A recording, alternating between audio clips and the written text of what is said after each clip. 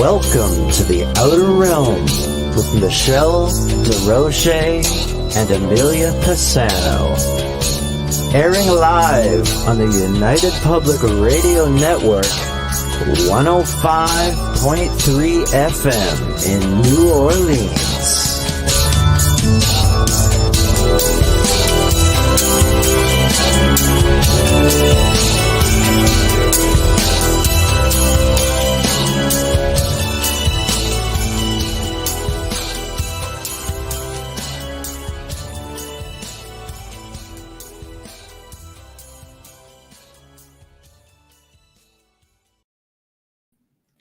Good evening, everyone. Welcome to the Wednesday night segment of The Outer Realm. We're broadcasting live on the United Public Radio Network, UFO Paranormal Radio Network, 105.3 and 107.7 FM from the beautiful city of New Orleans. We're fully sponsored by the amazing people over at Folgers Coffee, who have been a part of our journey since the beginning. So thank you, Folgers. It would not be the same without you. Also, big thank you to Dr. Snick, the sonic surgeon, aka Justin Snicker, for his contribution of his time, his music, and his voice for the intro that you just heard. He's an award-winning composer of Halloween horror, sci-fi, and dark wave electronic music, and it can be found on any of your favorite music streaming platforms. Also, big thank you to Steve McGinnis, the artist behind the banners and logos here at the show. Check him out on Facebook and Instagram. He also specializes in the horror genre and does phenomenal commission pieces, books, comic book illustrations, you name it, he does it. He is just amazing. Tonight, we welcome for the very first time, Devara Thunderbeat. I've really been looking forward to this one. She's going to be discussing her book, Look Up My Personal Encounters with ETs and Angels. So she is essentially going to be discussing about her lifelong encounters with these incredible beings. And I know I cannot wait. So for anybody who wants to participate, please know we have 7 chat rooms and everything is going to be coming into, kind of picture 7 lanes coming into one. So we can see everything coming up. Unfortunately, you can only answer them so quick. And we do have to keep up with the guests, not the other way around, but we do our best. So I see people are chiming in right now. As put up some comments.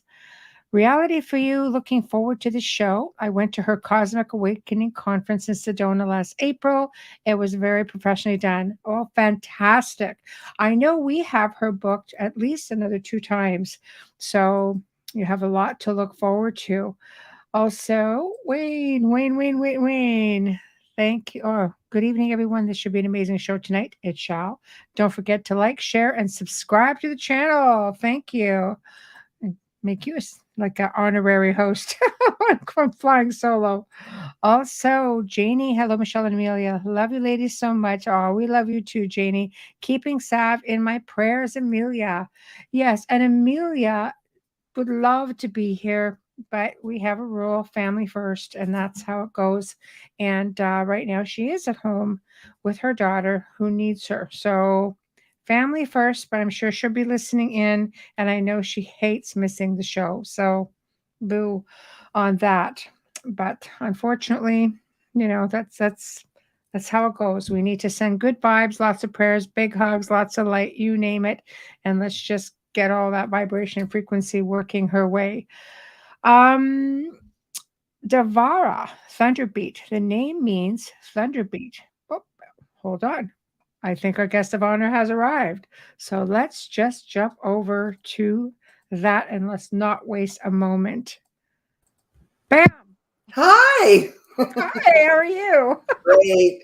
I'm excited. Thank you so much for having me. Oh my gosh, it's a pleasure. Thank you so much for indulging my request and coming on board and talking about all of your phenomenal experiences. Mm-hmm. I'm really excited. I've really been looking forward to this. It was when I first contacted you, I'm like, oh my God, there's just so much I want to talk about. What do I want to talk about first? So that's pretty much how it went. I do so many things. I'm very creative and musician all my life. And Never thought I was going to write a book. Now I'm up to 4 books. 4. Oh my gosh. Oh Yeah, my gosh. That takes a lot of time, and you're a sure very busy does. lady. So, Eh, people but have no idea. oh yeah.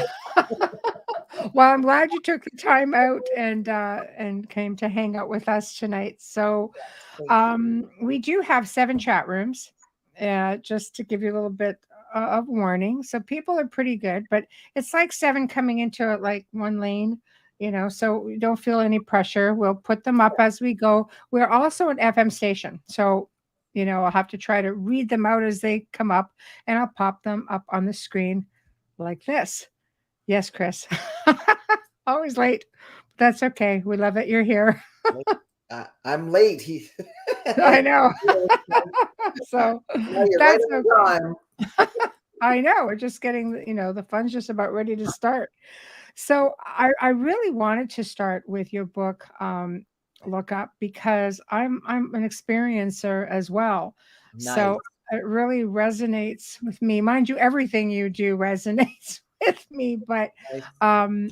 I thought this would be a good place to start, especially with all of the stuff with disclosure, and like we're rolled right into the whole conference in Mexico and stuff today or yesterday, and I thought to myself, Jesus. So I think there's just a lot of misinformation, a lot of fear, a lot of things like that, and I really like to try to put a positive spin where we can, because not every situation is scary, and I don't want to diminish anybody's experiences who maybe haven't been so pleasant. But I've had very pleasant experiences, and I've been very fortunate. So where do you want to start? How does one doesn't just come up and go, I'm going to write a book? So Okay. Well, let's see. Oh my, where do I start? Well, first I want to say, yeah. The reason I wrote the book because I want to talk about the benevolent, loving ETs.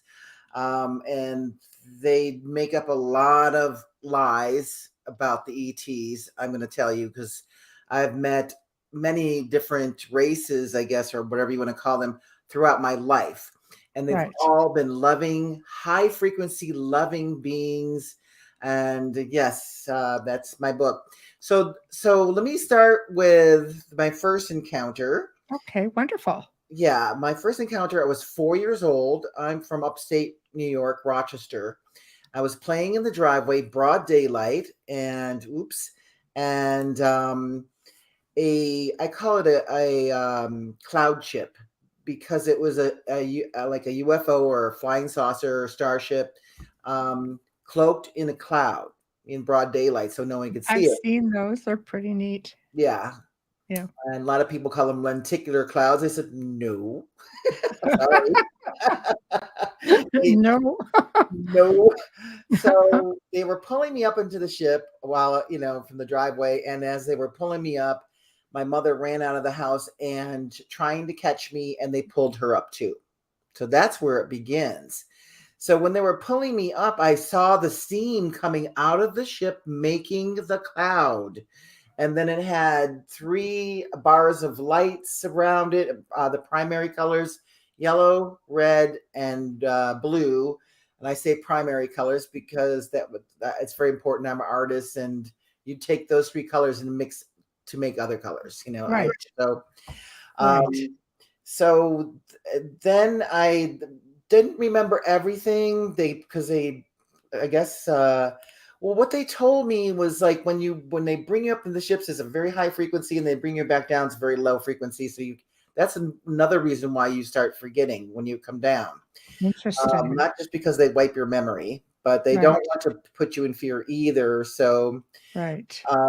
so they brought me back down, and I remember tumbling in the middle of the air in slow motion, of all things. And I looked at, they were bringing me back to the driveway where I was playing. And I said, oh my, I'm going to hit my head on the driveway. I'm going to hurt myself. I need to land on my hands. And as soon as I said that, I flipped around really fast, landed on my hands. My cat was there, jumped 10 feet in the air. So I must have came out of nowhere. That would have been a sight. And my mom's runs out of the house going, "Where have you been? I was ready to call the police. I've been looking all over for you." So they must Wow. have brought her back, pretty instantly or something. I don't even know how long I was up there. I don't know. Wow. Yeah. Wow. And that's pretty normal, I guess, with missing time, Yeah. being gone for like hours, you're coming back. It's like, oh, it felt like minutes. It's the Right. same age-old story, right? Right. Yeah. Yeah. So I don't Yes. know. But my mother eventually remembered, we're talking decades later. And then I remembered everything from getting a regression from Dolores Cannon. So you went for the regression. Is Yeah. it one of those, you can't turn back sort of situation? Like once you start, you really do have to come to terms with whatever the experience is. Because I mean, it sounds to me like your experiences was maybe similar to mine with the fact that they were fairly benign and enlightening. Yeah. So I would love to easy hear your to do. experience too. Did you write Yes. a book?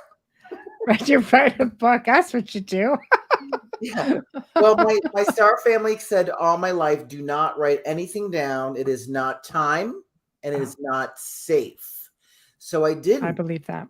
So they came in right after 2012, like I'll remember the date, January 11th, 2013. And they said, okay, it's time now. So I did it all by memory. And I said, you guys are going to have to help me because we're talking since 4 years old. And they did. Yes. They did. It just flowed out of me. And they actually said, I got it done in about 7 months, which is fast. People don't realize it takes Wow. sometimes years to write a book. And I was on it 8-10 hour days, and they were even going, wow. They were like going, Give her more. Give her more. well, they said we didn't realize you're going to do it so quick, so I got it out. Right. Right. And it was there's a lot of I kept it as positive as possible, because there was Right. some weird situations in there of being followed around, and they want to That's know what I know. right. So yeah, so you're getting in with some MyLab stuff or some, the MIB sort of thing. But that makes sense. I hear that a lot as well. Yeah. So I guess that's why they want you to remember only at a certain time. Hence the comment when it was safe. I've heard that. I've been told that as well. So Nice. I just come here on radio and blabber it all off. There, yeah, y'all know. So, you, so they told me the reason they took me up at 4 was to remind me my mission. Oh, Yeah. So they said they work with color, light, sound, which I do, right. um, and frequencies, and they've taught me, I guess, downloaded me information about the color is sound. They were telling me, and they put me in a room and shine golden light onto me. And they said my name was Flying Eagle with many wings. And I said, Wow. yeah. And I said, that sounds very Native American. I'm half Native American. So I asked my Love uncle. that. Yeah, I asked my uncle. I said, I told him the situation, and he goes, well, what do you think we get our names from? We get them from the star people. And I'm like, I love that, Devara. I yeah, love that. it's Devara. I know everybody gets it. Sorry. Huh. I'm Everybody, French. Devara. Oh my gosh. Love Try to it. be all sophisticated. Yeah. Like I said, I'm French. Drum Nothing set ever comes behind out you? right. Am I seeing things? Is that a drum set behind you? A what? It looks like it. For some reason, I thought it looked like a drum set for a second. Oh gosh, no. No, there's actually my home is pretty much filled with 400-year-old medieval revival furniture.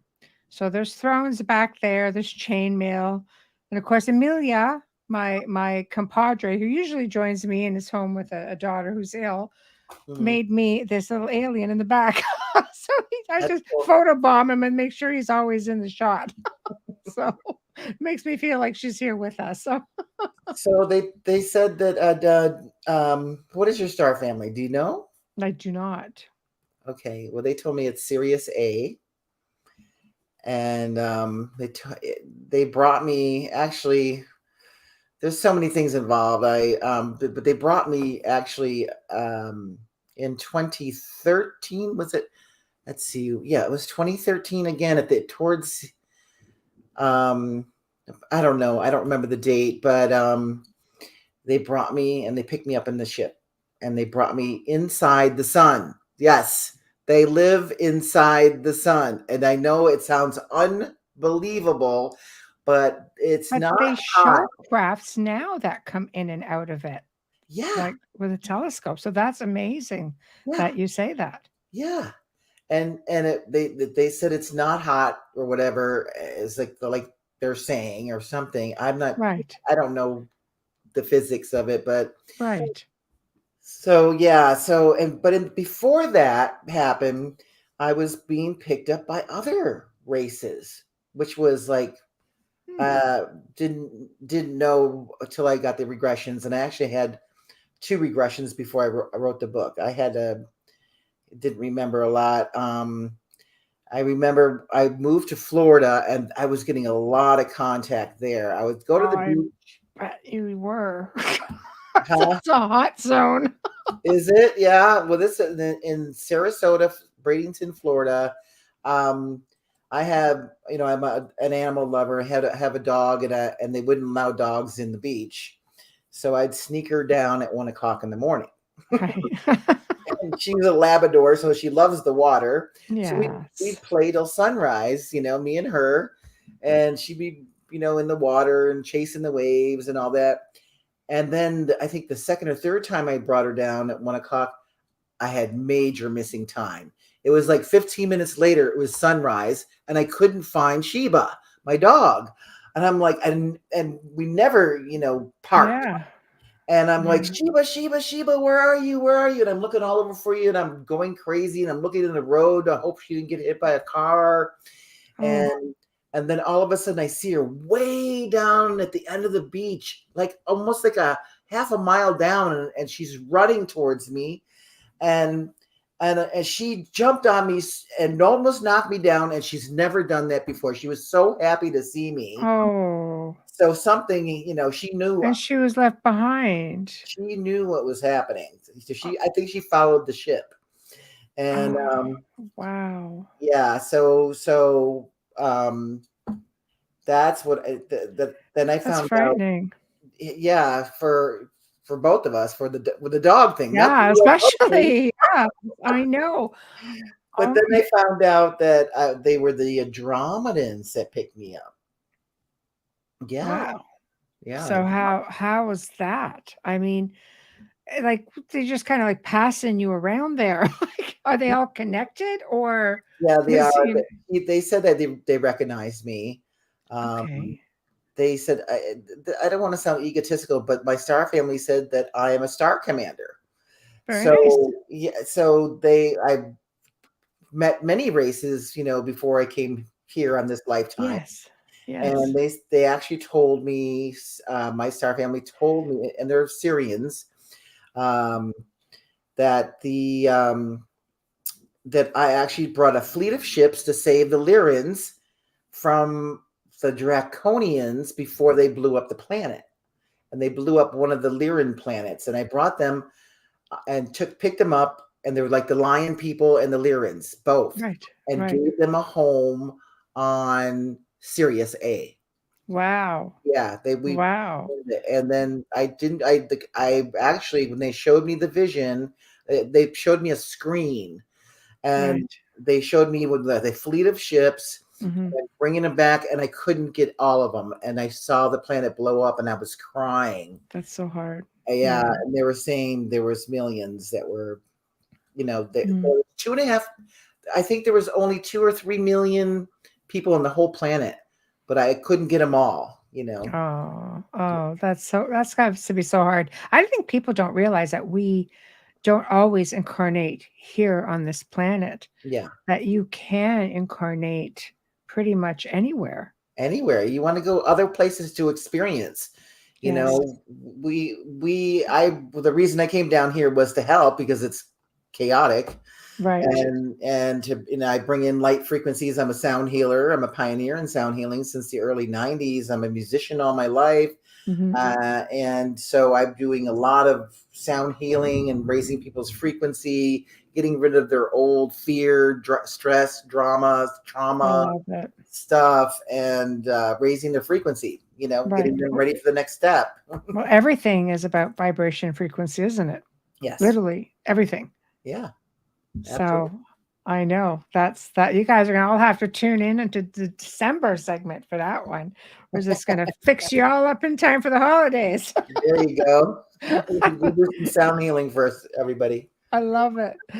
So who's the first group that picked you up when you were 4? Sirius A. Sirius A. Okay, so if somebody wanted to know, like are they humanoid? Are they like Andromedans? Would they be humanoid, or are we talking another form of tall white? Because there's many that look like they have the bigger eyes, and people also have to realize that when they come here, they wear lenses. They usually have nice big blue eyes, don't they? Yeah. Well, the Sirius A that I met, there's more than one kind of race there. They're just like, planet Earth has millions of really things, animals, Right. species. The ones I met there, and I have pictures in my book of all of them I met. There was the ones that look like grays, that they were not gray, they were pink. And they had emotions. Now I've met grays, they're very more robotic. Right. Okay. Like yeah. So AI kind of thing. Yes. So the pink ones had beautiful feelings and emotions, and okay, they're starting to attack me now. Okay, hold on. Return to sender now. Right. So they just don't want me to tell this information because they want to keep everybody in fear. Well, that sounds about right. Yeah. I mean, they're using the fear. The dark side is using the fear to control everybody. So yes, food. Fear is the opposite of love. Yes. I want to remind everybody that it's not hate is not the opposite of love. It's fear. That's right. So, That's right. So I met the pink beans, and I met a triangle bean. He was purple. He was about 5 feet high, and they transferred me into a ship. Well, when they brought me to Sirius A, we went through a tunnel, and then we came out, and I saw the planet, and it was surrounded by beautiful purple light.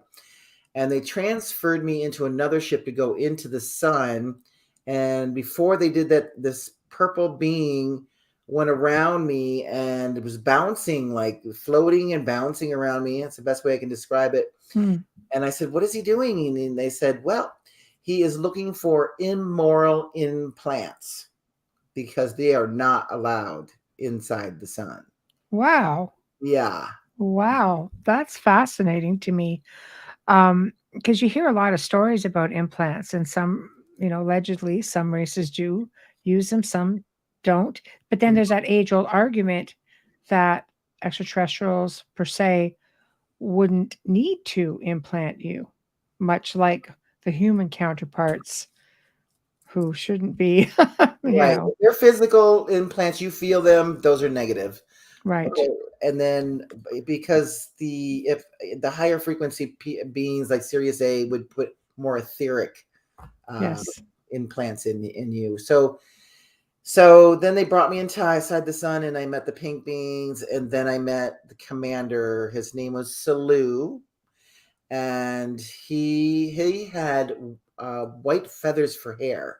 Wow. He was beautiful. He's looked human, but very, very pink skin. His eyes were golden triangles pointing down, glowing, and but he had these white feathers for hair. I don't know, about whatever that is, 8 or 9 inches long. Yeah, it's beautiful, and I have a picture of him. My friend did a really nice job of making what they look like, what he looks like. But there was different kinds of other beings there. There was and then people ask me, what did the ship look like? Everything is clean, simple, and there's no buttons, there's no nothing. Right. Because it's thought controlled, isn't it? Yeah, it's all thought It's all, control, or they it's all, wave their hand over yes, things, and right, and everything's clean and simple. We right. make everything so complicated down here. Well, it is because we're very materialistic and primitive on the grand scheme of things, right? Yeah. So we like our things and our gadgets. Right. So the Andromedans I met were human looking. Right. Right. They were very human looking. One kind of looked like a ant like, but it was more human ant, if that makes any Right. sense. Hybrid. Probably hybrid. I don't know how to explain it. Okay. Right. I'm trying to think back. Yeah, they were human, and they actually invited me. They said, we'd like you to well, they're being very secretive. They asked me to live on their island. I said, "Where's your island?" They said, "Out there." Their island was their ship. Right. They invited me to live there, and I didn't. Interesting. Yeah, I didn't understand it at that time at Right. all. That was in 1997, Right. and I was just going, "Well, I don't know. I got plans to do things here." I said, I'm good, but thanks. Right.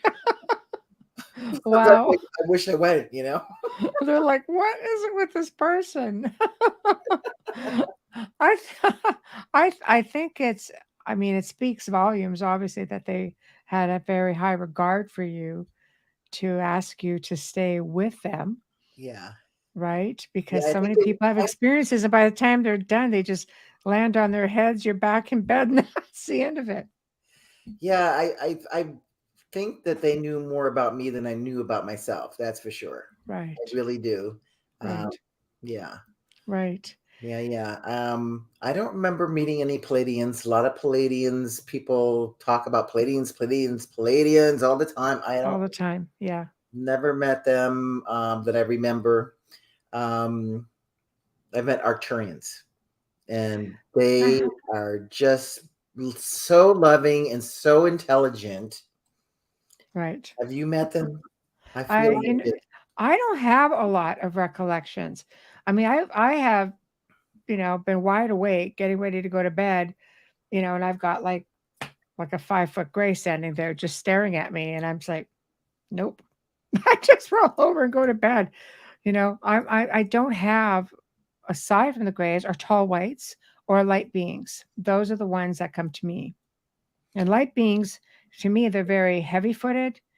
They're just very, I mean, Really, full on, very, very bright, just like you just kind of see the outlines. You don't really see faces or anything like that, but just they're more beautiful. translucent. Yes, but very bright for me. Mhm. But again, heavy footed. Like sometimes I just feel like, gosh, was a herd of elephants coming in here. But Really yes, interesting. it is interesting. Yes. And so I don't really see those features. Hmm, interesting. Well, we should have a regression that really helps. Yeah, I went to do that once, and then it's just like they just sort of screamed out, like, "No, Really protection," is what they keep saying, protection. So I interesting. don't know, maybe I'm being watched. So I'm just being very careful right Hmm. now. Hmm. So Well, and I also met when I was there, inside the sun. I call it. It's Sirius A. The golden ones. I call them the golden ones. I have pictures of them too. They were, speaking of, couldn't see their faces. It was just pure golden light, and they had golden dresses or golden clothes on, mm, which blended in with their light, but they emanated, the whole room emanated in golden light around them. very nice. They're beautiful, and they're Right. just, Do you think maybe that's what the mix-up is, light beings and the golden ones being so, because to me, they're they're very, different. very bright. No, there's, I've met the ones you're talking about too. Okay, good. So they're White, pure different. white, Yes. light. Yeah, and you can't see their features, but you can see No. an outline. Yes. No, they're different. They're very different than them. Okay. Yeah. So It's an honor either way. I love to hear people's stories when they have these phenomenal encounters, especially when they're they're positive. Yeah. So I mean, how does this, as a young person and coming to terms with everything, how did this affect you, going throughout your life? I mean, adulthood we can rationalize, but when you're 4 years old and they're saying we have to remind you what your mission is, you're 4 going, what are you on about? Like I said, I didn't remember till I had the regression Right. many years later. Yeah. Where all that information came out. 2005 is when I had the Right. first regression, which was decades later. But Right. I was always creative, independent. I didn't care what people thought. I became a drummer, full set drummer in the 70s, 80s, and 90s, where females don't play drums, and I was That's playing with true. all guys rock bands I love it. in New York City. That's what I love said. I'm going to be doing this the rest of my life. Well, I don't do it as much anymore, but it. on to other missions, like I said, the sound healing, and Yes. I do a 22 DNA activation. Right. That and then oh my God, I'm doing so many different other projects now that are so much fun. Right. Oh, I bet. I bet. Sounds like you've been on quite the journey so far. And it's funny because with the 22 DNA activation, that you're essentially waking people up. So Yes. I could very much see that being a part of what you're meant to do, Yeah. because eventually that's, I think, on the grand scheme of things, you have to go out, use whatever platform you're given.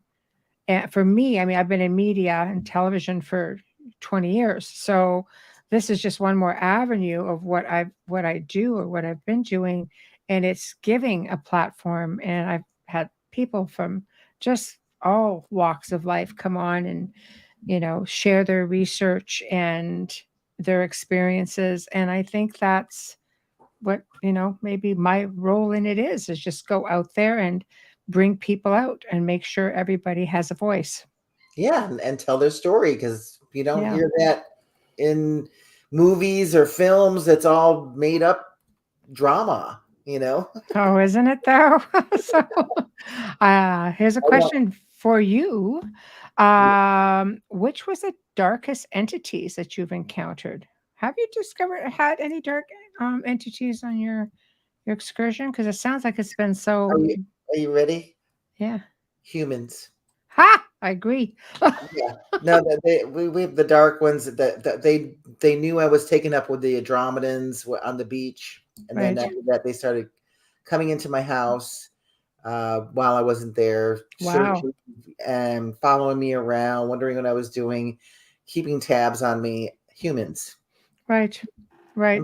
I'm serious. I'll tell you quickly.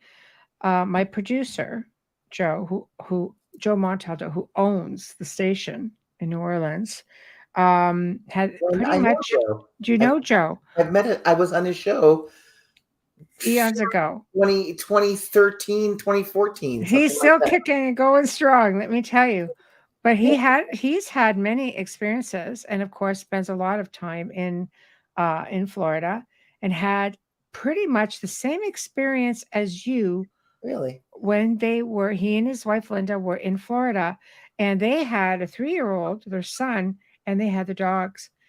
And I think we're talking 2 separate instances that this happened to them. One time they were dropped back down and they went missing for a long time. And their son, they're frantically looking for their son, who comes wandering over on the beach again. Yeah. And another time it was their dog more recently, and their dogs are running around and they're trying to frantically find their dogs.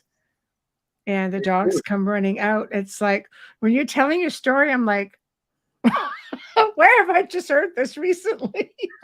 And that's Joe. That's Joe. Wow, I didn't know that. He never told me about any of the experiences. Well, the one was, I think, more recent, but yeah, the other one, like, oh boy, you really should reconnect with him, because he's got all kinds of stories. I keep telling him, stay the hell out of Florida, because they keep beaming you up. It And was, he yeah, rises up. it's a hot spot. Gulf of Mexico. Yes. Then I was at a UFO conference, Gulf Breeze, Florida, which is a hot spot for UFOs. Yes. And it was okay. Here's that story. That is a trip. I'm setting up my table. I have a table there, and I meet this guy, Jim, and I go, I know you. Where do I know you from? And I feel like it's like a long lost family member. I've never felt like this in my life. And he just smiled, and he had a table too, and of making jewelry, made me a piece of jewelry. And he goes, "Oh, come over for dinner, me and my mom's house, or my mom's house, and on Saturday night." I said, okay. So he goes, "It only takes 30 minutes to get there." Well, Right. 30 minutes. Yeah. Okay. well, I left at 9, got there at 12:30. Okay. This And is a little bit of missing time. a little bit missing time. So it was like, and he goes, "All you gotta do is one road, and there's just go straight and then take a right, go over the bridge. You can't, there's no other way to get there." I'm like, oh my God. And I'm driving and driving and looking, and there's no houses, no other roads to turn. And I'm looking at the streetlights, but I'm trying to hurry because I don't like ever being late. And I'm looking at the streetlights, and there was no poles, there was just balls of light. And I'm going, okay. And then the road starts repeating itself. I was in a hologram. Oh. That's what I found out later through a regression. And the road kept, same curve, same tree, same curve, same tree. And I'm like, stop. And then That would make me mad. Like, not mad as in like annoyed, but mad as in like mad. yeah. So I go, what? I don't know what's going on. I go, I got to ask somebody for directions. There was no houses to even stop to ask. And it was dark. And my cell phone didn't work. And what do you call it? So I saw this like a greenhouse. It was all lit up. And there's one guy was in there. And he looked like he had a doctor's suit on. So I said, let me go ask him where this long bridge is I'm supposed to cross. Mm-hmm. And there was no driveway to get into the greenhouse, and no cars. There was no cars there. So I'm like, okay, there's no way to pull in. And he was like, it was pretty far on the grass or whatever. So I kept driving and driving and driving. And then I see this restaurant bar, and it said open, but there's a payphone then. Okay, this was in the 90s. So there was a payphones then. I said, well, let me use the payphone. And I use the payphone, and the payphone doesn't work. It's total Twilight Zone. And I'm like, oh, so I walk in the bar. Now, wait a minute. The parking lot was empty, not one car. Okay, but it had an open sign. So I walk into the restaurant bar. It's packed. Okay. It's packed. Okay. Sounds like a riddle's coming. Like total Twilight Zone. I asked the bartender, I said, is the bridge this way? Everybody looks at me and nods their head at the same time, like this. And I'm like, okay. And this one guy goes, do you think she knows where she is? And I said, no, I don't know where I am. I'm trying to find the bridge. Where's that confounded bridge? Oh my God. And I remember that when I walked in, these two guys were talking about quantum physics. And I'm like thinking, okay, I'm in the middle of nowhere in the country. Maybe they're at the UFO conference. I don't know. I was trying to make sense of it. And so I go back to the way I came, because that's the way they pointed they said I passed the bridge. I found the bridge, and I said I drove over the bridge, and I said I would have never, you could see the water and everything. You can't miss it. And I'm like, okay, so I said, all right. So I turned around and I found the street. It was right after the bridge. Take a right. Went down there, found his house, and he comes out. He goes, oh yeah. I go, I'm so sorry I'm late. He goes, it's okay. Come in. You've been through a lot. That's not weird. Right? Yeah. Like, okay. Sure. All right. Okay. So then there was a couple in the house, and they're all sitting around the kitchen dining room table, and it says have a seat, and this couple was there, and I look over to the couple and I went, they were in the bar. that couple was in the restaurant bar. I recognized. I mean, we're talking just 5 minutes, I guess, Right. before that. And I'm Right. like, okay. And that was the ones from Andromeda. And as they were telling me they would want me to live on their island. And I said, well, what do you do on your island? And I said, well, we work. Then I said, how many people are on the island? They said 5,000. And Doable. Yeah. and they and then what else did they said a few things. They said oh, when you can have relationships and all this, and I'm like, I go, Jim, have you been on this island? I said. He went, yes. Wow. And I said, oh my God, this is where I guess so I found out later through a regression that I've been on the ship before. When that was Gulf Breeze, Florida. It was when I was taken up in Sarasota, Florida. Right. Before that, like a couple years before that. Right. And what they did was they put me through this hologram, but actually they laid me down on a table and did a healing on my lungs. I used to smoke cigarettes, and they did a healing on my lungs, and it was the doctor was a praying mantis. I've heard that. You Okay, have? how did that make you feel? Because there's just something I hear that a lot of people say, oh no, they're very delightful. Other people have terrifying experiences. All I know is, one landed on the hood of my vehicle like a What? few nights ago, and all you hear is boom. And I'm going, what was that? And the thing's on the vehicle. I'm in the vehicle going, oh, the bloody mantis.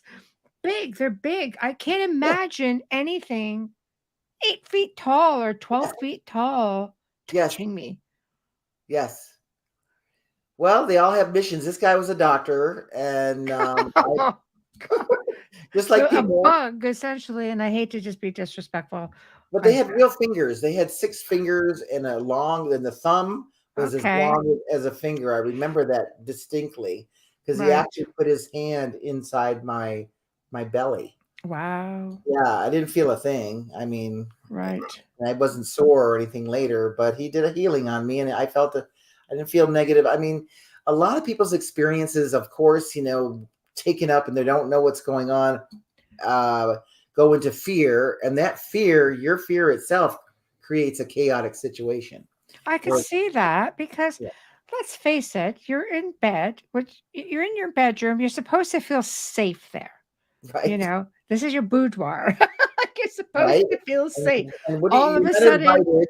yeah, right. They're just lurking around, and like I said, the one night I turned around, I'm not even sleeping yet, and I mean, I either have lights beaming through the house, like through the room, or turn around and somebody's standing there, and I'm just like, and then I can always tell when they come around. I'm like, let me sleep first. Let me at least feel like I'm getting a good night's sleep. Just work with me. I have a headache, everything. I go through it all, but they're very respectful. It's like, okay, and then I'll fall asleep and wake up completely like I've been worked over and, sore muscles. And it's like, oh man. So you feel sore after? Well, sometimes I think I just work hard. Just whatever it is You're that they fighting need me to yourself do. coming back? I know. I don't know. I know that I go and I do what I'm needed to do, when I go. It's all like I wake up, I feel really good about it. I get a lot of downloads, a lot of things like that. So that's just obviously an arrangement that we have that I'm apparently okay with. But my physical self saying, I'm getting old and I'm tired. And I'm feeling it. I'm not 20 anymore. But all You don't kidding look aside. old. You don't look tired, so. Thank you. Believe me, I feel it on the inside. But I'm just whining. I'm very much happy, to be doing whatever it is I need to be doing or I've agreed to do. But it is very invasive when they're coming into your room. I mean, I've had family members said, "Oh no, somebody tried to suck me out through a window." Okay, what? Your family member? I had a family member. Yeah. Somebody tried to so suck me out through a window. I woke up and went, hell no. And they say it runs in the family kind of thing. it does. Yeah. It has. Yeah. I've traced it back and right down even to like my ancestry, Wow. So I also have, a lot of Native Canadian, I guess, because I am from Canada, and that's my ancestry too, which I have so many stories that come back from them because we have a very different outlook on things like that. We're not afraid of things like that, Mm-hmm. and I think it's just bred literally into us with media and conditioning and religion and everything else that makes us fear everything, and my you know I Yeah. don't know, I don't like it.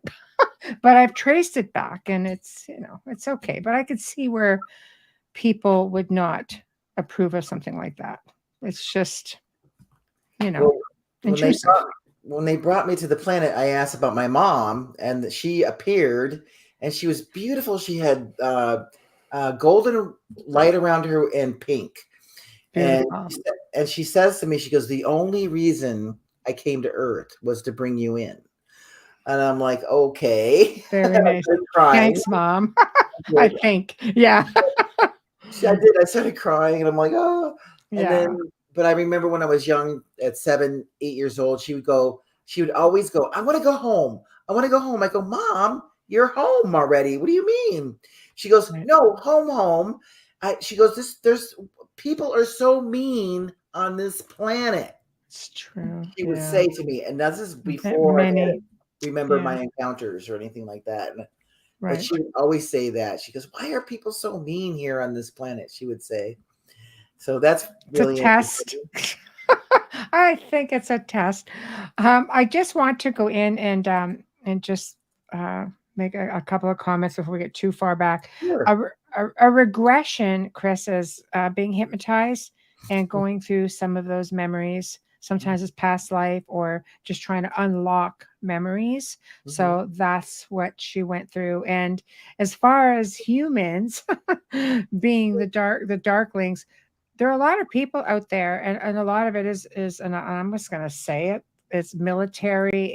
There is such a thing as men in black, and a lot of experiencers get followed. I know people who've been on the show.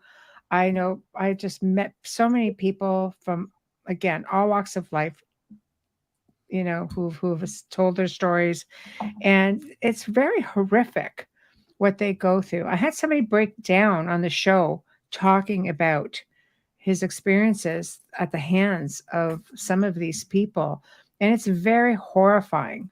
Mm-hmm. And because you're an experiencer and they want to know what you're doing, and if you're getting visits and how they can control it or how they can control you. Oh yeah, they've come in my house, putting they put poison in my water. I mean, as in Wow. be tired and can't think straight. Uh, Wow. yeah, a lot. And then I've been hit by energy weapons in my heart. Wow. Uh, I've heard that one before. yeah, Yeah. heart palpitations, and um, I was just watching Elaine Dion. I always forget how to pronounce her name. Elena Danon. Yeah, she's from France. Yes. That one. Yes. Yeah. Yeah, Elena. Yeah. yeah. So she was saying, I go, now it makes sense. She said she was being attacked too by and the satellites, and they clock onto your heart. And she goes, and I usually, like, when I feel that, I go into the other room. And she says, yeah, you run because they lock onto your heart, and if you run, they can get it cuts off the beam. And I'm like, oh my God, I have done that many times.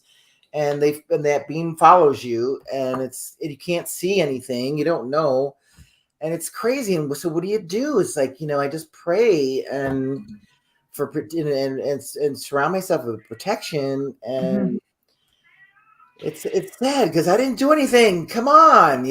I know. And I mean, yeah, being an experiencer, it makes it really hard.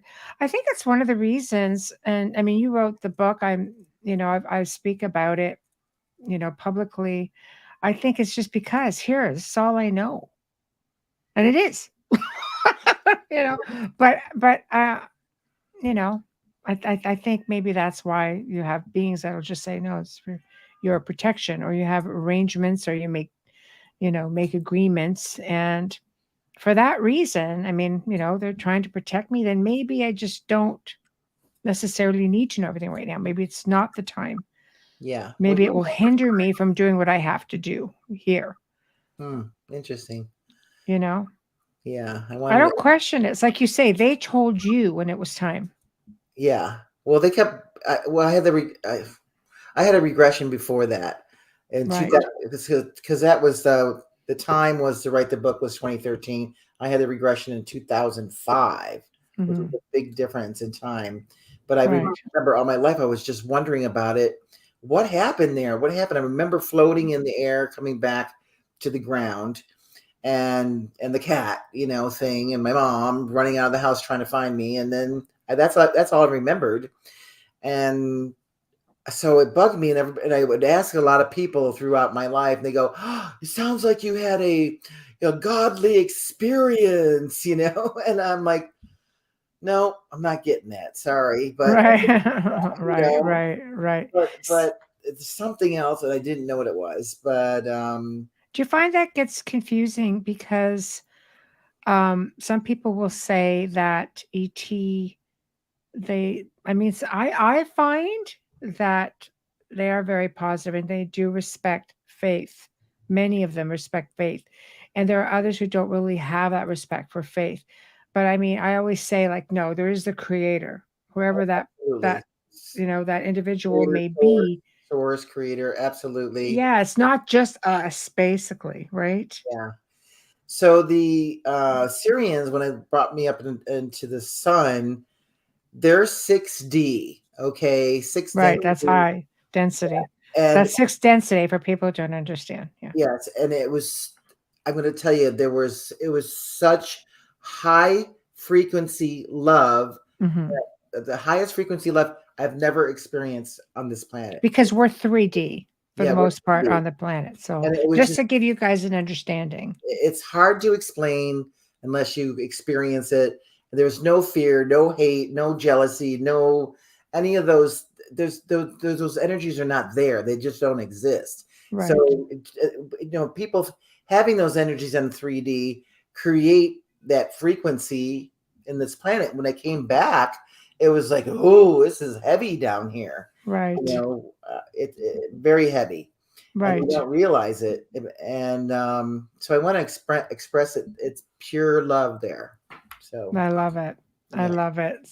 So with that being said, then, for the most part, it's safe to say that all of your experiences have been very loving and very supportive, Mm-hmm. aside from the human aspect of Mm-hmm. everything. Now, do you still get followed around? Like, is this still something that's a part of Mm-hmm. your everyday life? Really? Yep, I do. I think it's Yeah. because you were in Florida. And I'm not even kidding. I mean, Well, that's where it started. Was I, in Florida, not in it's, New York, because I left for yeah, Florida like I bug Joe about it all the time. Stay out of 91, Florida, the military, everything 91. right there. Yeah, so I'm gonna just tell you my age. It was like 70s, 80s, and then 20. I was 20, 30s, 30 something years old when I moved to Florida. So Mhm. nothing like that happened to me before in New York Right, till right, I had the experience in Florida. I think it was like about 1993 or 4, and that wow, started happening in wow. Florida. So From do you Florida. say, They is found that where you started having the human experience right there, to the your what knowledge? What the what having the human experience, like the being the negative. followed and being Yeah, yeah. It right. started in See, Florida. see, Started in Florida. Joe, I hope you're listening right now. When I say stay the hell out of Florida, I mean it. At least for that. So Yeah, it's sad. it's winky, when It's you not think fair. about it. It's like they just. It's not fair. They don't want. They know. They must know. Obviously, they must know. They don't want the beings that I've connected with. They don't want me to talk about them. They No, don't want me to tell everybody there's loving beings out there because they still want to control the planet. That's it. That's the dark right, side, deep state, right, dark side, whatever you want to call it. There's a right. Illuminati. Um, Sure. you know, Yeah, yeah. I I completely am with you on all of that because, control, it's all about control. And let's face it, the war machine has to keep going. It has to keep generating those budgets. War makes money, right? So now there's So against war. right, It's so right. stupid. It's I go, those little kids are still playing with their stupid toys. I say, they're kids. They're not, stupid. they're not playing nice in the sandbox. Yeah. I know. I know. So, do you think with this, and this is just something because it's new that I've been throwing in when I speak with people, but what do you think about this whole disclosure thing that, Well, because they the were world looks to America, let's face it. So, they okay. I know a lot of inside information. So anyway, the point right, is, they were, remember when the Jetsons came out and all these things? What was that? God, 70s, 60s? I don't even remember. They were going to right. do disclosure back then. Mm, yeah, Then I don't know who came in and said no. right, They said no. But disclosure was supposed to happen a long time ago. Even they're getting people ready for it. But I've met Randy Kramer. You know who Randy Kramer is? yes, yeah, great guy. Yep. I do a conference called Cosmic Awakening for the last 7 years, and I had him as one of my speakers. About 2019, 2020, something like that. It was right after COVID. Right. And he told everybody that there's going to be a fake alien attack. Project So Bluebeam. the whole audience told everybody. It's not just me, so don't get on my case. Just a messenger. He Yeah. knows thousands of people. Okay, so talk to Randy. Okay, Right. around. No. Right. So he said, yeah, and he said it's going to be very negative. And actually, he announced that on Gaia TV, also on Right. Cosmic Disclosure. He's mentioned Yeah. it. Right. So he was. I said, "Are people going to get hurt?" He goes, "Yes, a lot." And I go, Right. "That is sick, sick, Randy." He goes, "Well, it's to wake people up." I go, "No, it's not." I said, He I know. stayed with me for 3 days, and I said, "That's brainwash. That's bullshit." I'm going to just say it. Yeah. Yes. So there. It. I know. No, You don't have to do it that way. I agree because there always has to be an enemy, right? Because how do you just, like I said, keep that big fat military budget coming your way? There has to be an enemy. And if they agreed that they've been doing this for all these years, because something changed in and around Roswell. I think something changed at that point, or something changed during the war when that nuclear bomb went off. I can imagine there was a ripple effect felt in many dimensions in Oh that time and space, which captured attention because we know extraterrestrials have been around for thousands of years. I mean, my God, millions of years. We're not the first kick of the can of the planet. I say it all the time. The earth is giving up her secrets. We're finding all the stuff underwater in the mountains, hieroglyphs, petroglyphs. I mean, ancient monuments. Come on. So if they come out and say, yeah, okay, we knew about it, then they have to admit Well, they that. don't want it. That's another reason. What Randy told me personally, he goes, it is to cover up their lies. So Right. um, Yes. Well, so then they have to admit that they know that people have been abducted, or that maybe they partook in that as well. How do you think that would go over well with yeah, the people of this planet? yeah. Well, Very poorly, I would say. they came down here when the atomic bomb was being tested and said, "What are you kids up to now? We gotta, it Yeah. does do a ripple effect throughout the universe." Yeah. Yeah. And they come down here, and actually the Syrians have told me too that they come down here and dismantle the nuclear weapons. Yes. They definitely. Yes. That's one of the. He said, "It's not. We're not the only ones that.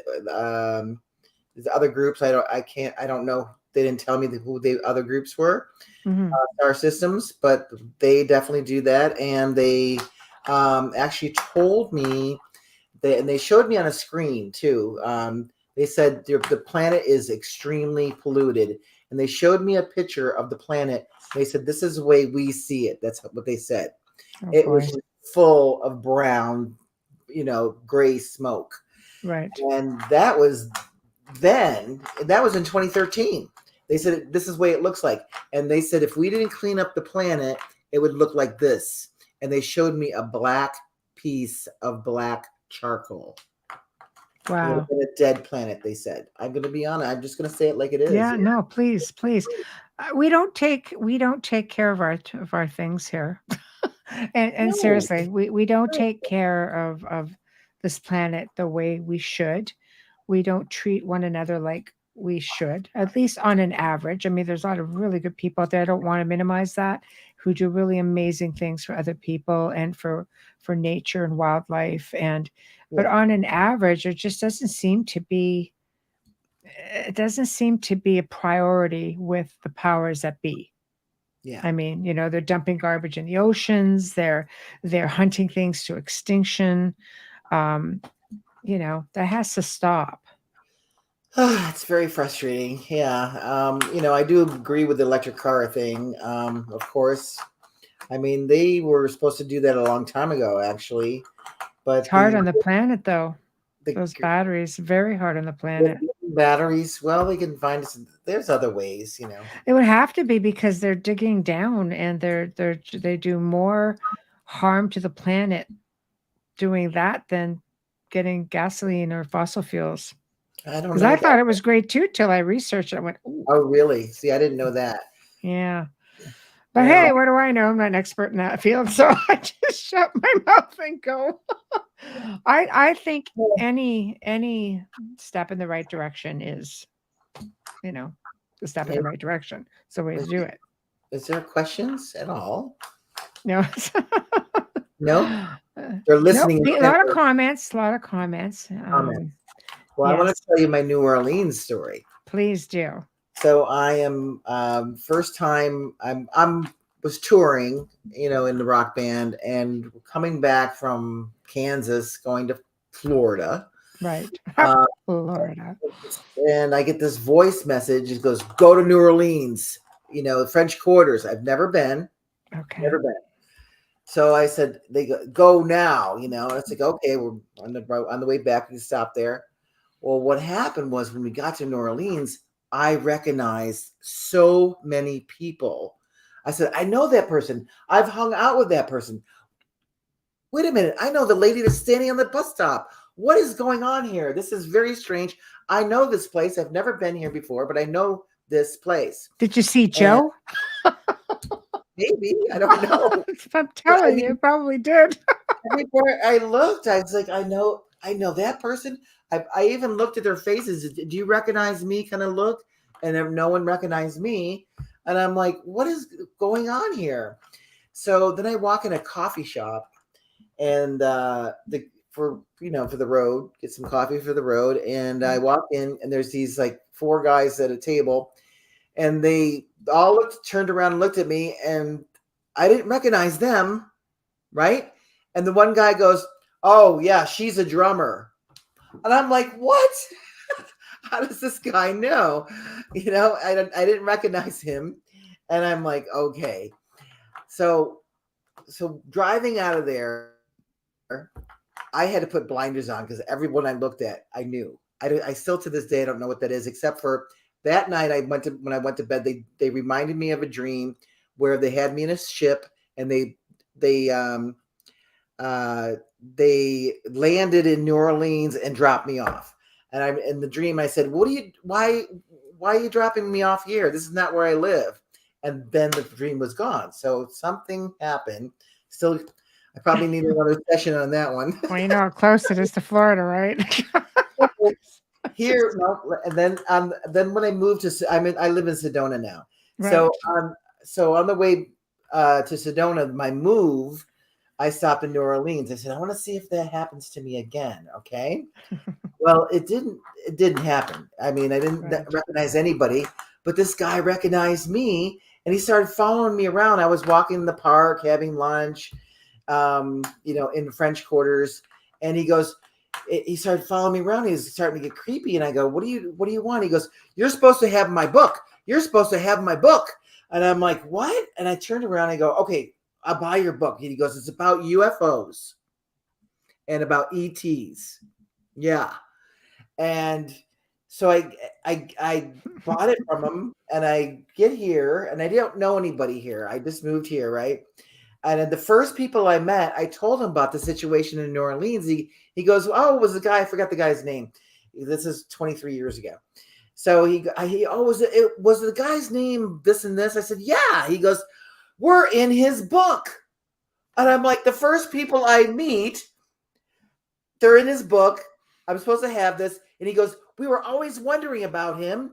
Can you give me a copy or can you lend me the book? I said, sure. I mean, there's no coincidences there. I don't believe in coincidence. No. Only synchronicity. Yeah. That's wiggy. I tell you, it's trippy. Yes. Twilight Zone. Yes. It's like, that is freaky. That is freaky. Yeah.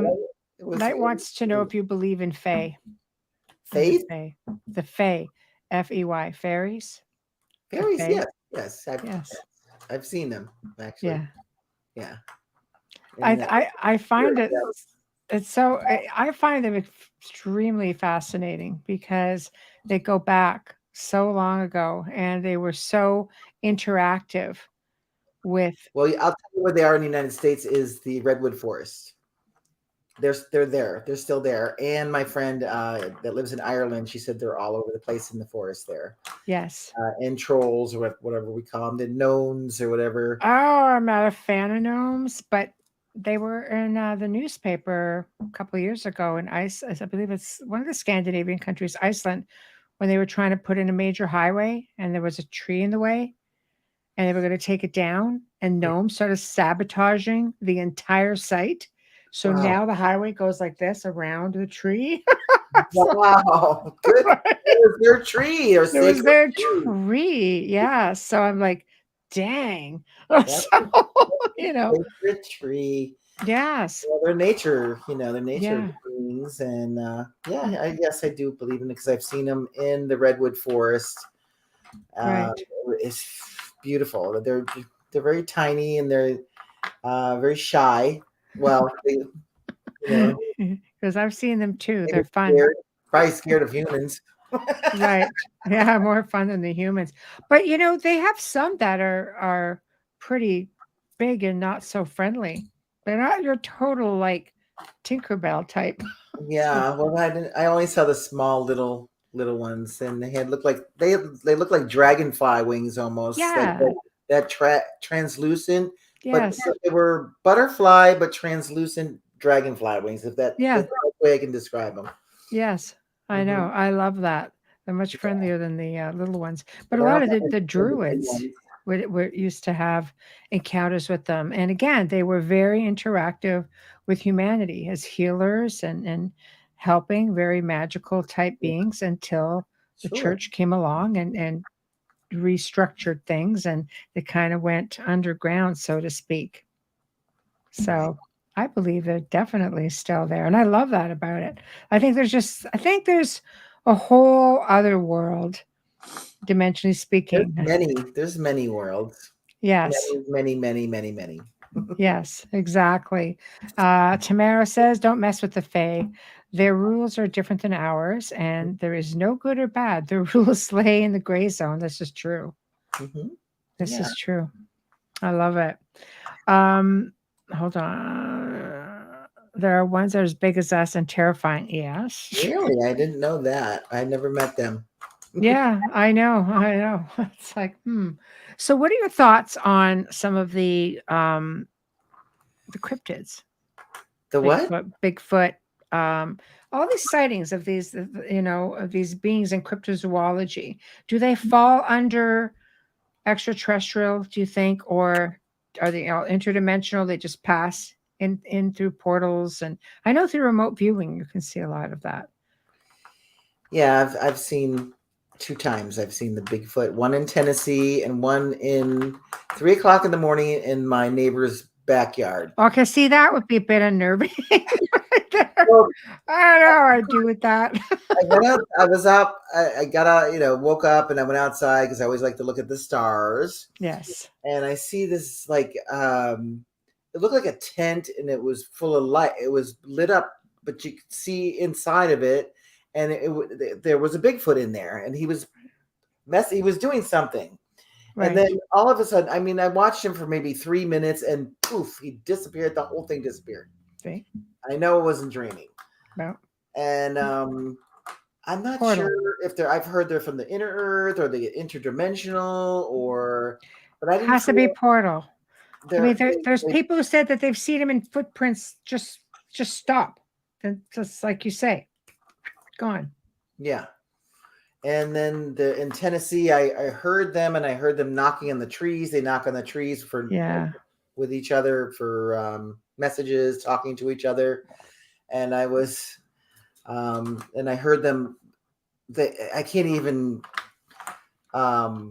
mimic what they say or how they talk because I've never heard anything like that in my life. Right. But like, blah, blah, blah, but they were talking to each other. Right.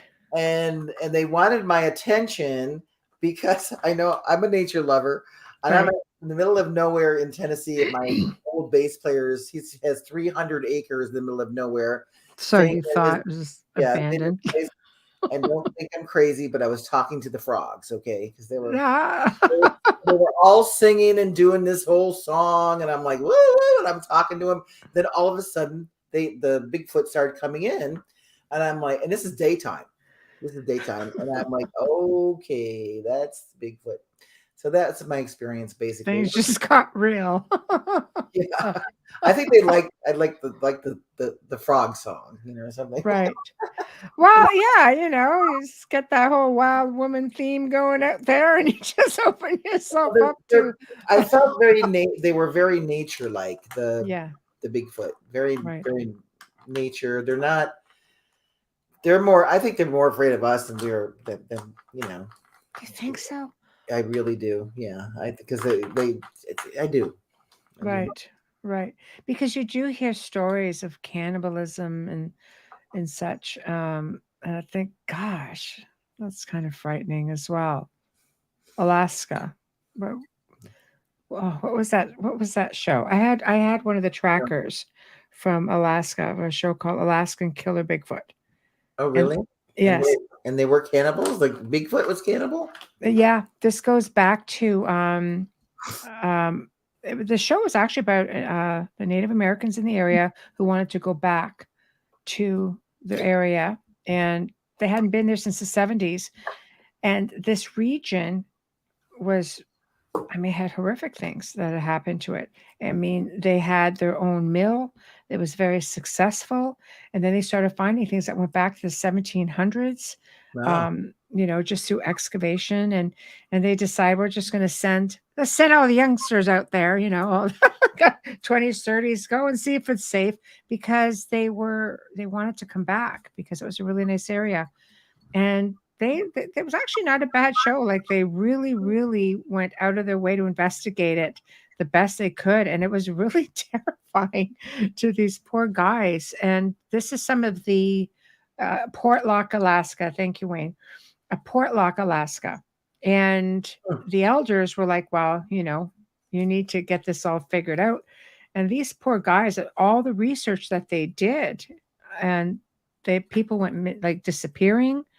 Like, people from the tribe had disappeared and showed up. Sometimes you get the odd one that would show up dead, and you could see that they had been, attacked. I'm not familiar with that situation. It's fairly new, so it's just kind of like, God, that's just horrifying. But I don't know. I just passed it along. It's just interesting. But let's get back to the angels and ET. So, angels, do you think, with our conditioning, angels and demons, do you think people are really seeing a type of extraterrestrial race on both counts? The angels have, there's different ones that have contacted me. And they are,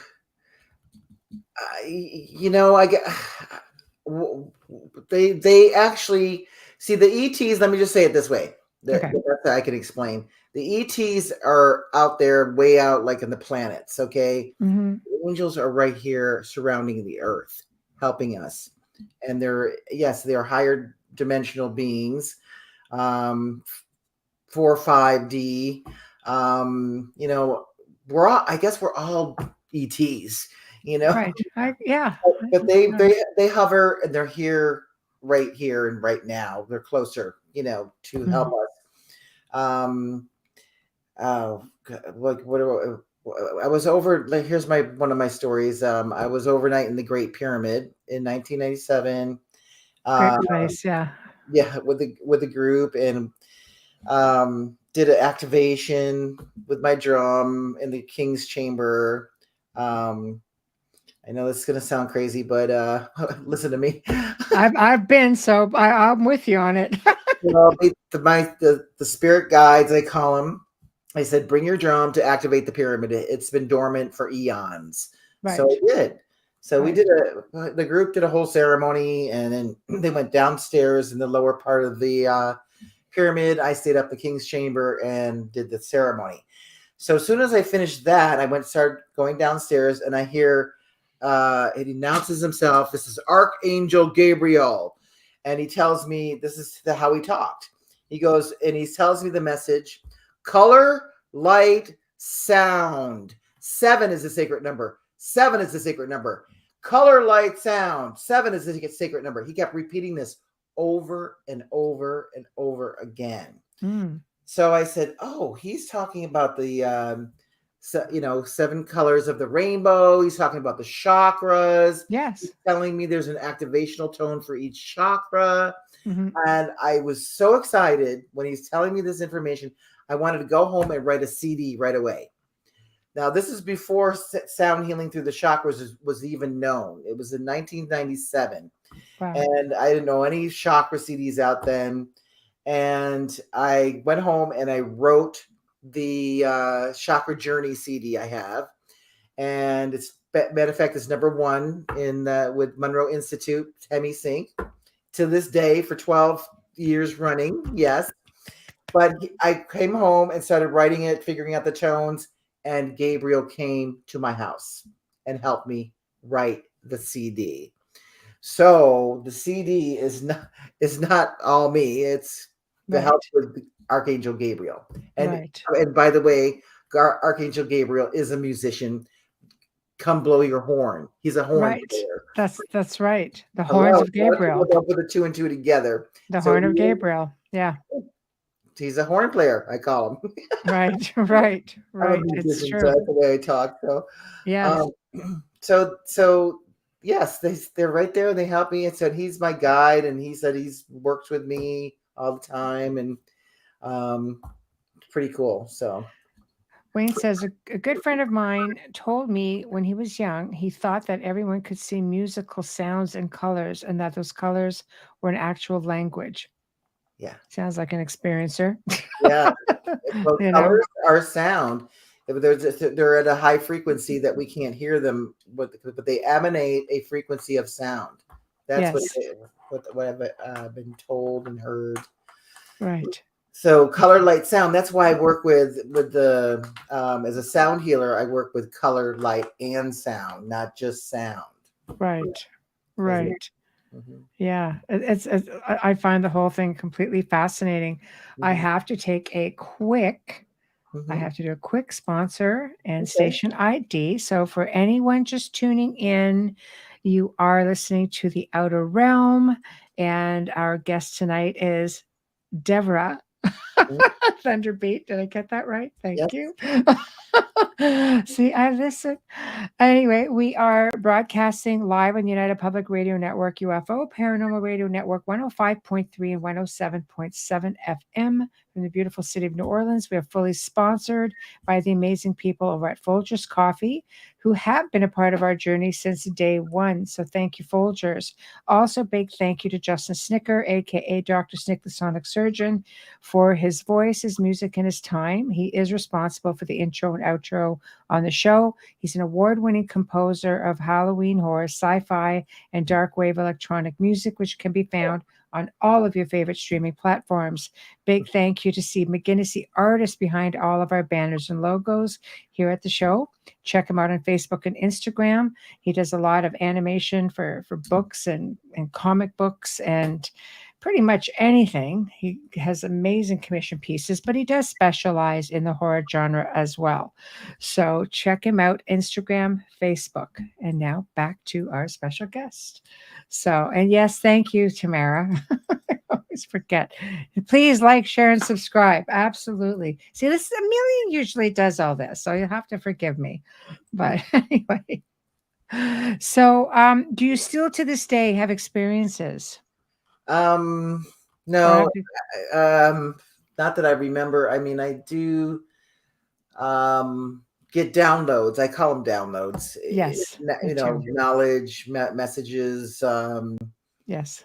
and but they don't take me up in the ships anymore, you know, or anything like that. Not that I know of. You know, there's a lot of ETs around that walk around, you know. So Yes. it could be Yes. anywhere. So, I now that I think about it, I was in the grocery store. No, they were not my, I guess, star family, but it was. You just reminded me of a situation. I didn't. This is not in my book. This is only like about 6 months ago. I'm at a natural grocery store, and I can hear different frequencies. I can hear 3 frequencies lower than normal and 3 frequencies higher than normal.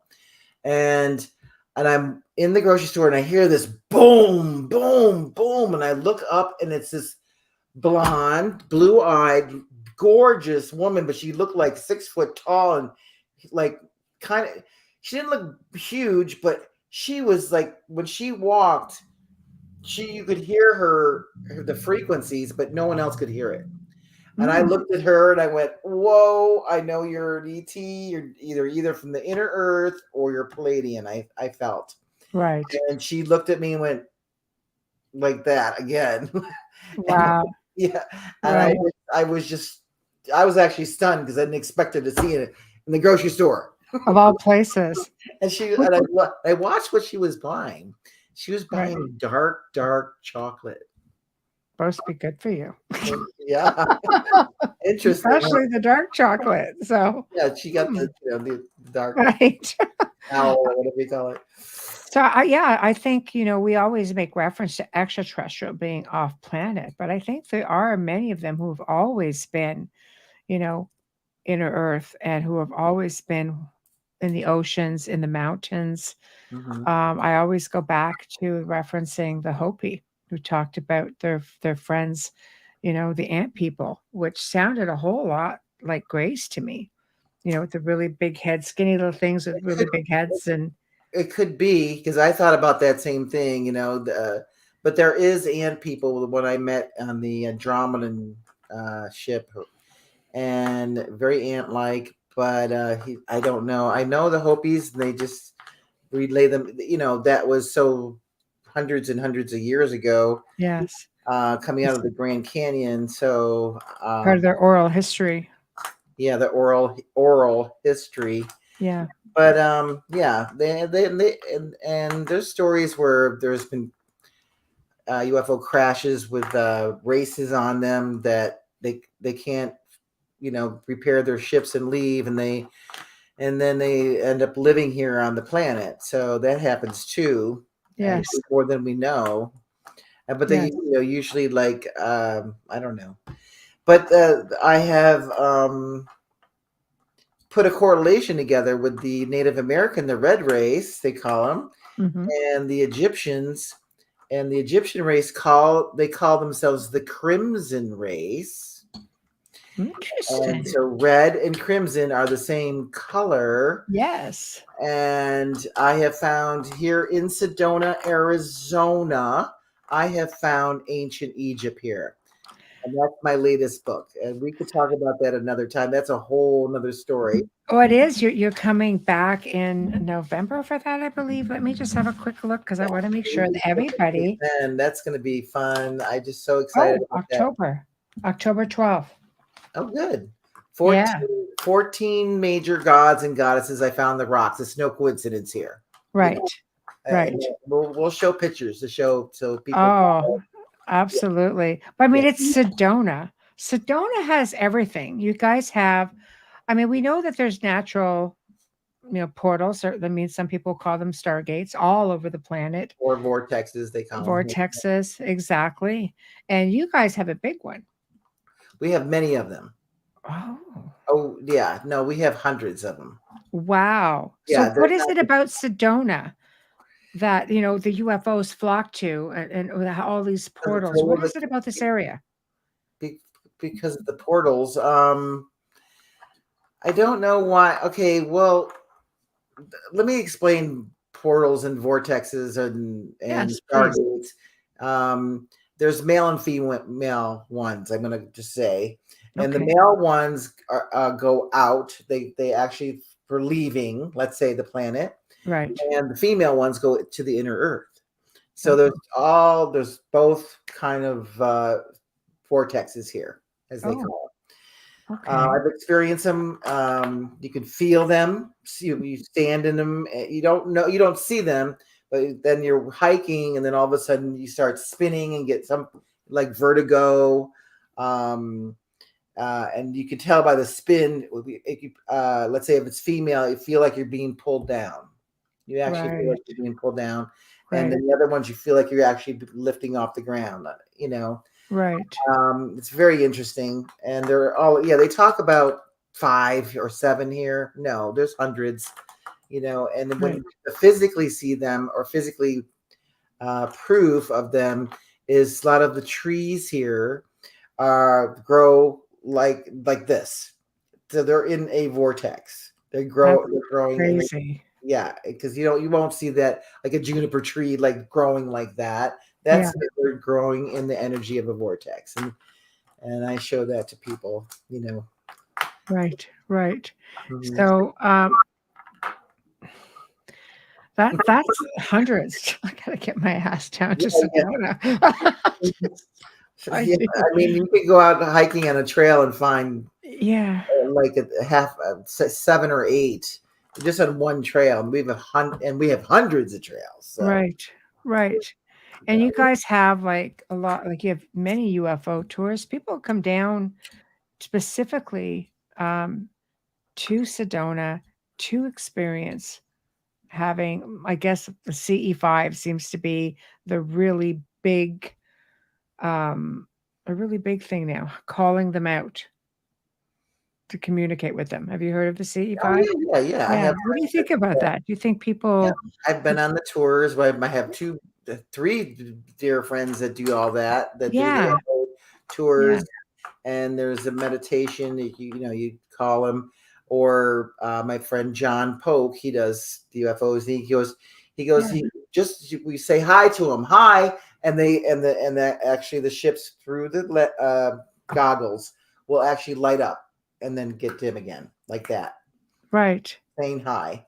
So every time I have been out on an hour UFO night vision tour, I have seen at least 40 to 50. No, swear to God. No, I mean, they're all over the place. They're all over. And I'm not sure if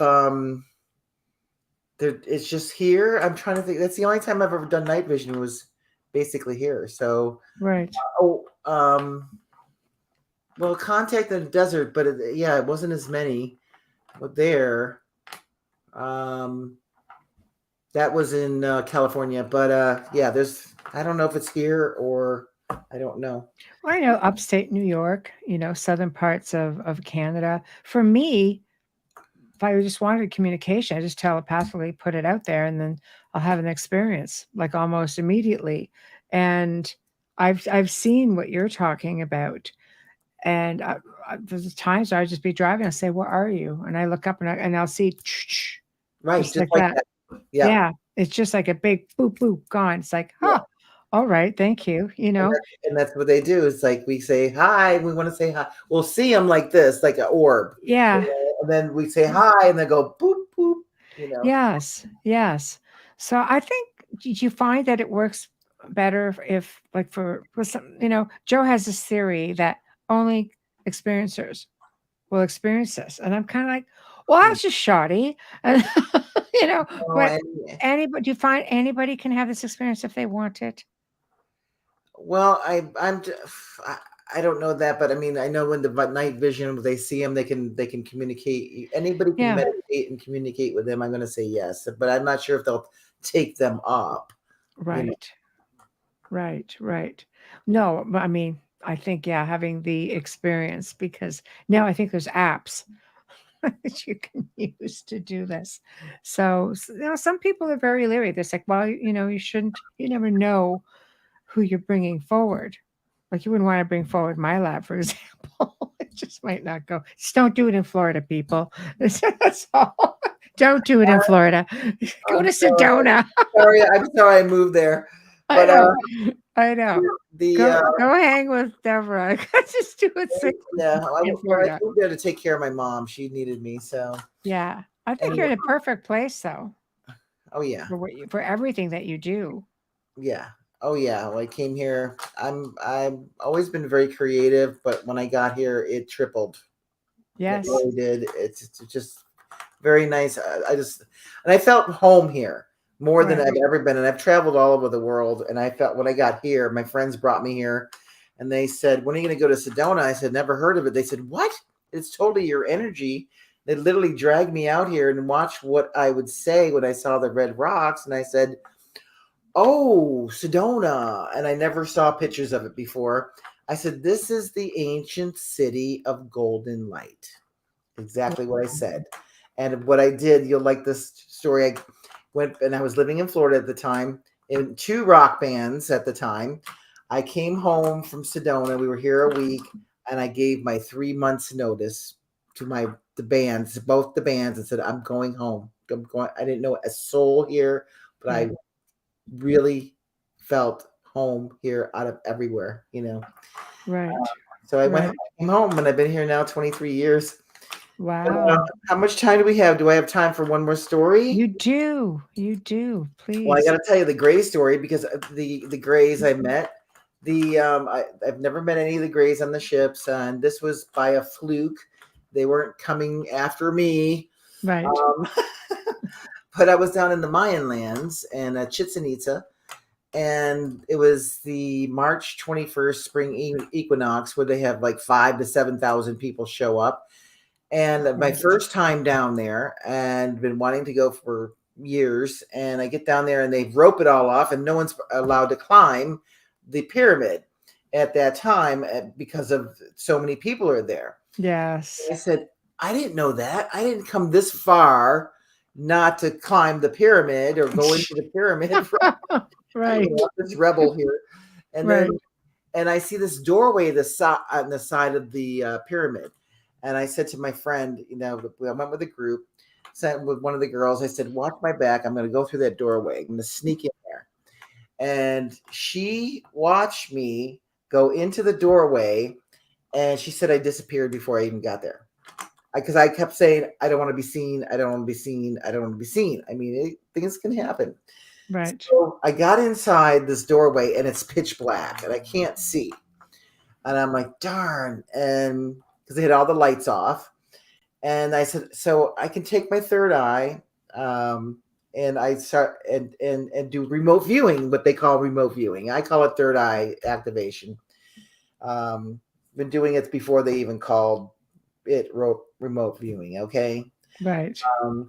So I found the stairway through my third eye, and I started climbing the stairway etherically, not physically. And 6 Grays come running down the stairway. And we were talking mental telepathy, and they said they were more afraid than I was. They were going, you can't be in here. You can't be in here. You got to go. Get out. You can't be in here. I said, okay, I'm leaving. And so I backed out, and I walked out, And then and the girl goes, "What's in there?" I go, "Some grazer in there doing something." And I real casually, she went, "What?" I said, "Well, they didn't want me in there. They're doing something in there. I have no clue what they're doing, but they didn't want me to know. That's for sure." And they were pretty upset, they looked more scared, and they were like half robotic and half feelings. That's what I got from them. They were emotional but robotic. If that makes sense. Right. An emotional AI. Emotional Got a little bit of a blend there. hybrid, I don't Yeah, know. who knows? Yeah, So, yeah.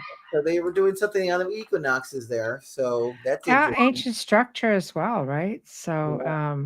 gosh, you never know. But it's fascinating. It goes to show you, though, that you just never know where you're going to run into them. Right. Right. You And they know, didn't expect anybody sneaking into the pyramid because you'd go to jail for who knows how long to do that. I'm serious if I got caught. In yeah, they don't.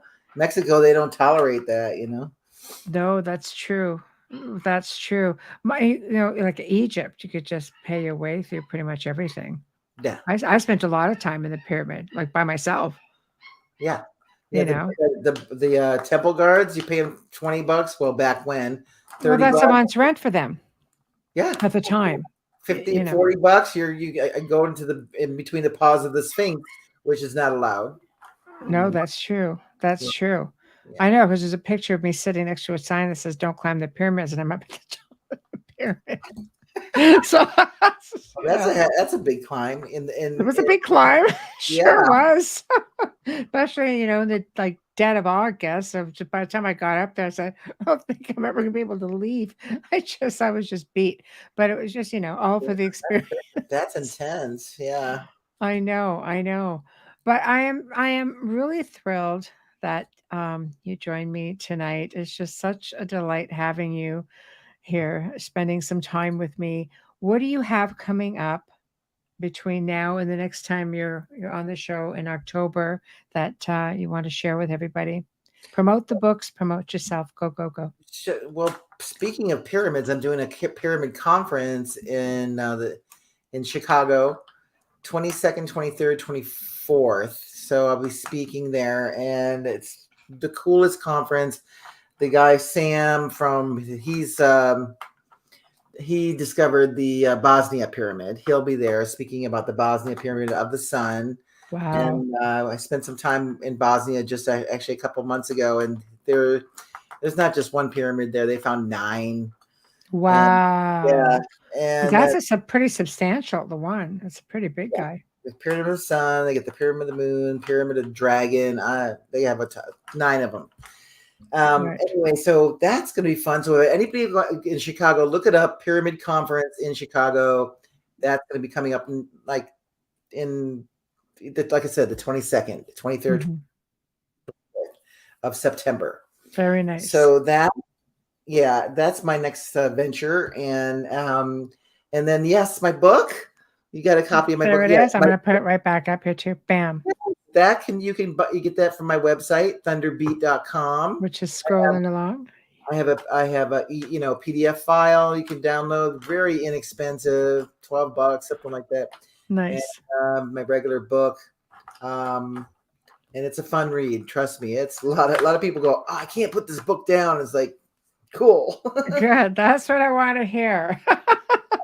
Yeah, and I have my download site. You can listen to all my music for free. It's all activational. It will take you on journeys.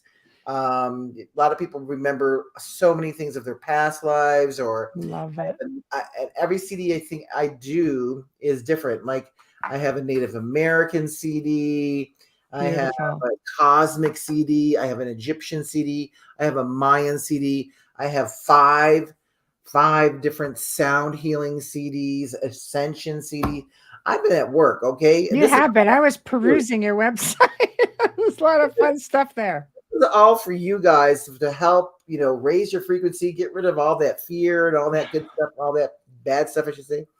But you can listen to my music for free on my download site at Sirius, like the star, SIRIUS, SiriusStargate.com. So you can listen to it. If you like it, download it. It's very inexpensive and helps me keep doing my work and inspires me. So yeah, and I have even some of my heavy progressive rock stuff when I played full drums. That a band called Mind's Eye, very cool band. Oh, if you Yeah, only knew then. right. What you know now.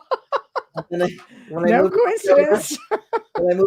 that's when I went solo. I went solo and I bought a recording studio and started Yeah, writing all this right. music. And yeah, it's definitely journey stuff. So I Oh, know, I guarantee you like it.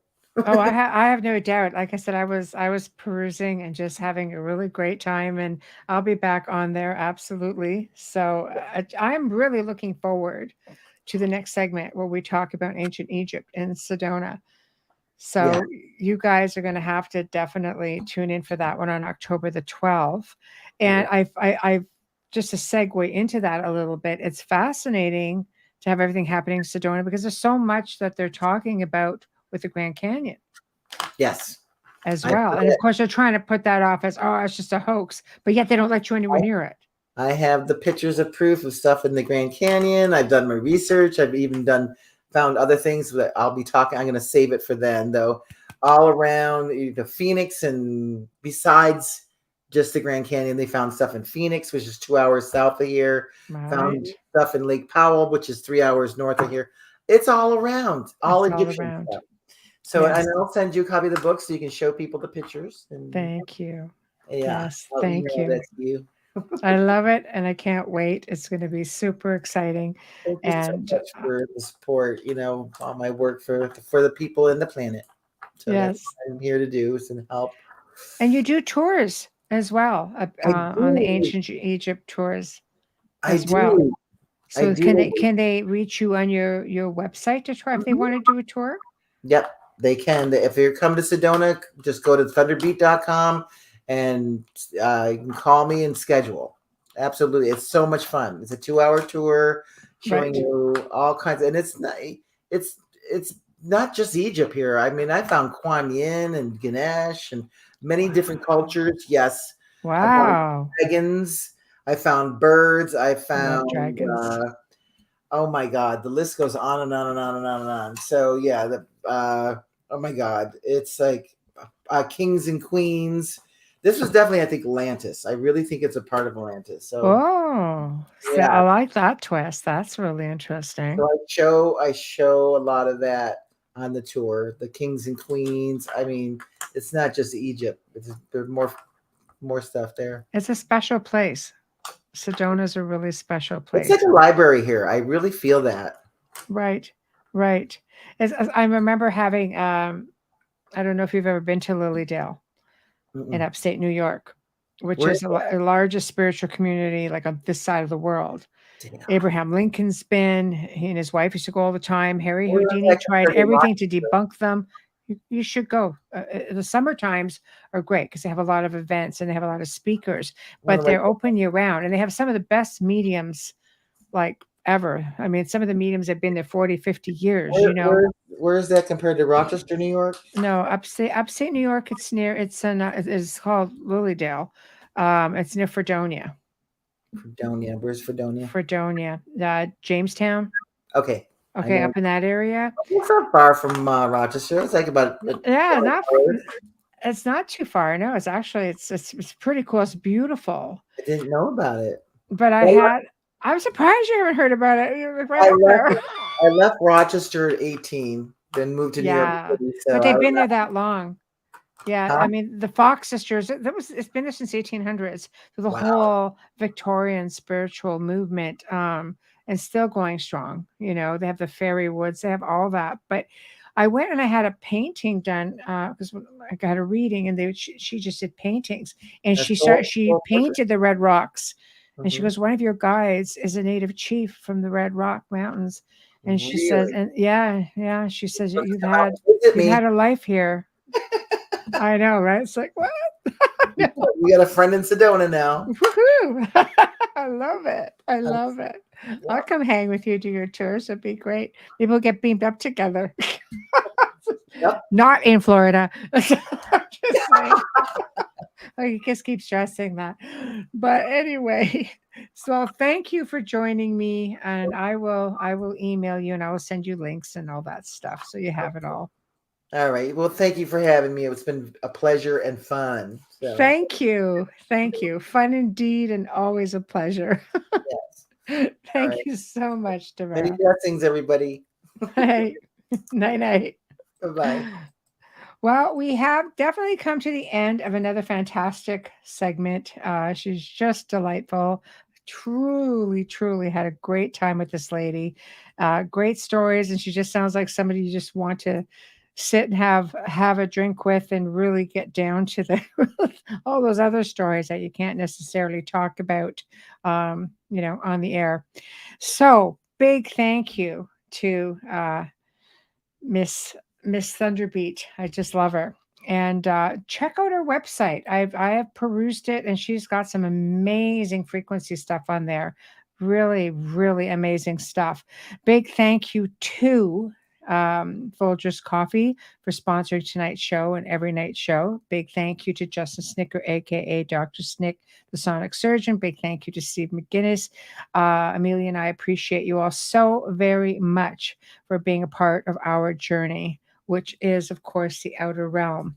Tomorrow night, okay, guys, also we have two new people who are going to be coming on, Daniel Duke and Teresa Duke. They are authors and historians, and they are also the great great grandchildren of Jesse James. And they're going to have all kinds of information and research, which basically talks about the mysteries that surround Jesse James, his death, everything. It's just the Wild West. You name it, we're going to talk about it. And it gets a lot better because they're definitely booked for a second show. So that tells you right there. But they're going to be presenting all kinds of information. And I have a feeling it's just gonna the show's just gonna seem too short. But anyway, so we'll see you all tomorrow night. Thank you all. Have a great night.